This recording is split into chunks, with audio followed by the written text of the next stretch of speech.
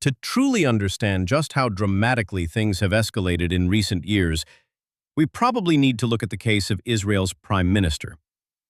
Over the past few days, instead of simply recording a video to address both domestic and international audiences about when the conflict with Iran might end, Prime Minister Netanyahu has been forced to release video after video just to prove that he's still alive. But here's the ironic part. No matter what video he posts, people always find something off. Last time it was the coffee cup. He drank from it, yet the level never seemed to go down. This time, suddenly, the ring is missing. Honestly, being the Prime Minister of Israel right now seems incredibly difficult. At this point, the only way to convince people might be for him to fly over and meet Putin or Xi Jinping, sit down face-to-face and negotiate about Iran. Maybe then the internet would finally believe him. But what really catches everyone's attention here is this. In today's world, proving that you're alive has somehow become harder than proving you're a good person. Back then, one video was enough. Now, even after posting 3 videos, people still doubt. In an era where anyone can recreate a face, a voice, even gestures that look completely real, proving your own existence has become an incredibly difficult problem. People only believe what they want to believe. If they believe the Prime Minister is alive, one video is enough. But if they don't, even 10 videos won't change a thing. They'll always find flaws. Since taking office, he hasn't been seen publicly even once. All information about him has been delivered indirectly. If someone believes the supreme leader is still alive, that's valid. But if someone believes he's already gone, that's not necessarily wrong either. In the end, it all comes down to belief and the emotions of the online community.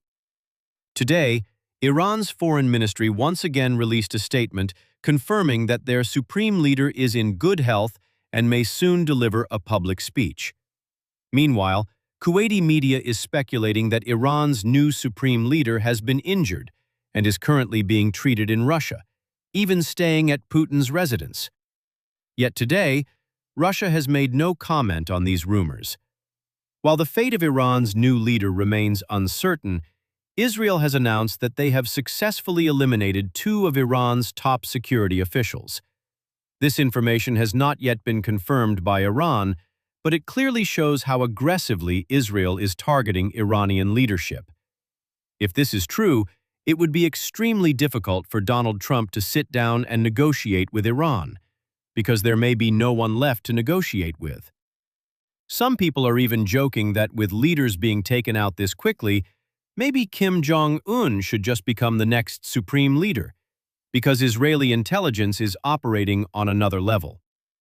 At this point, Donald Trump has requested to postpone his visit to China to focus entirely on the situation in Iran. He emphasized that relations with China remain strong. There's no resentment about China not sending ships to the Strait of Hormuz. It's simply because he wants to concentrate on Iran.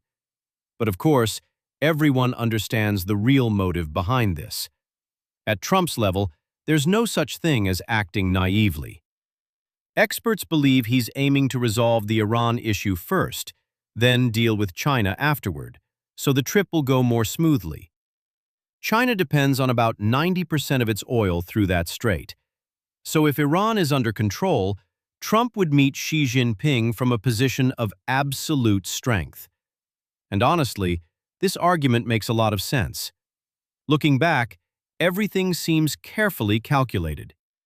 Originally, Trump was scheduled to visit China on March 31st, but at the end of February, he launched attacks on Iran, targeting nearly 50 of its top leaders. He then stated that the campaign could last up to 4 weeks. 4 weeks, 1 month. Now it starts to make sense. The China trip had been planned long ago. Trump wanted that visit to go smoothly, so he tried to take down Iran beforehand. According to his calculations, Iran would collapse within a month, Then he would head to China, and everything would fall into place. But the unexpected happened. Iran is fighting back aggressively, launching missiles everywhere, targeting any location with U.S. presence. This completely disrupted Trump's plan. Even Trump himself admitted this was unexpected. He said that even top experts couldn't have predicted Iran would strike neighboring countries, countries that aren't close allies, but not enemies either. UAE, Qatar, Saudi Arabia, Kuwait, Bahrain, all have complex relationships with Iran. No one expected this scenario. This is essentially an indirect admission that the U.S. is facing serious challenges in Iran. Things are not going according to plan. That's why Trump has postponed his China visit by 1 month, likely moving it to late April. Most likely, he's pushing his team hard. Iran must be dealt with within the next month so he can gain leverage in negotiations with China. Because this meeting is definitely not just for show. It's going to be a battle for advantage at the negotiation table. Just like we discussed before, the U.S. isn't attacking Iran for short-term oil profits.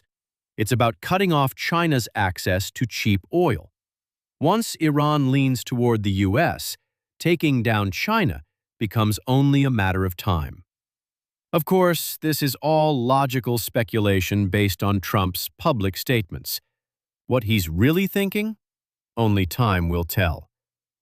We're just sparrows. How could we understand the mind of an eagle?